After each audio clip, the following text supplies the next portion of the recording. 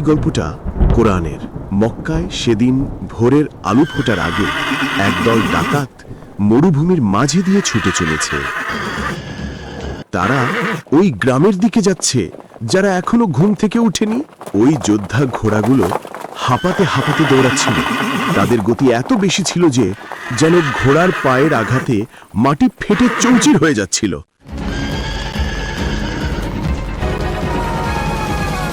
কিন্তু এরপর মহান আল্লাহ আকাশের বুকটা চিরে পৃথিবীতে আলো পাঠিয়ে দিল।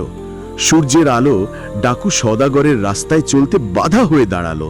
তারা যখন গ্রামের কাছে চলে আসলো, এক ব্যক্তি তাদের দেখে জোরে চিৎকার করে উঠল, আব্বু, ডাকাত আসছে রে, আরে বাইরে আসো।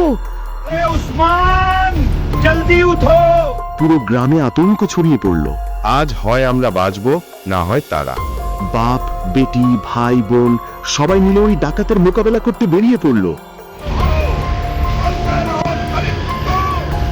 এদিকে বাতাসের সাথে কথা বলতে বলতে ঘোড়ার হার্টবিট কাঁপছিল। হাওয়ায় ওরা ধুলার কারণে ঘোড়াগুলো শ্বাস নিতে কষ্ট হচ্ছিল। তখনই এক সেকেন্ডের জন্য তার মন চাইল যদি সে ফিরে যেতে পারত ওই দিকে, যেখানে তারা বাতাসের সাথে কথা বলতে পারে, জীবনের মজা নিতে পারে। কিন্তু ঠিক তখনই তার মালিক চিৎকার করে বলে, ঠিক তারপর ঘোড়াগুলো আরো জোরে দৌড়াতে থাকে।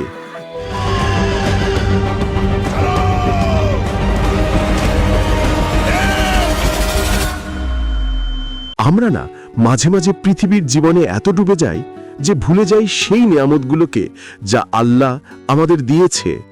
এক সেকেন্ড, আমার মনে হয় আপনারা এখনো ওই ঘোড়াগুলোর কথা ভাবছেন আর ওই গ্রামের কথা, তাদের সাথে কি করেছিল ডাকাত দল, তাই না? কিন্তু আসলে এই গল্পটা তাদের নিয়ে নয়, এই গল্পটা আপনাকে আর আমাকে নিয়ে। ওই ঘোড়া মৃত্যুর দিকে ছুটে চলছিল শুধু তার মালিকের আদেশ শুনে। কিন্তু কেন? So I asked how? আমি কোনো মানুষ না ভাই যে স্বার্থপরের মতো নিজের মালিককে ভুলে যাব। শুধু একবার ভেবে দেখুন তো, সে একটা জানোয়ার হয়ে তার মালিকের এত অনুগত হতে পারে, তাহলে আমি আর আপনি কেন পারবো না?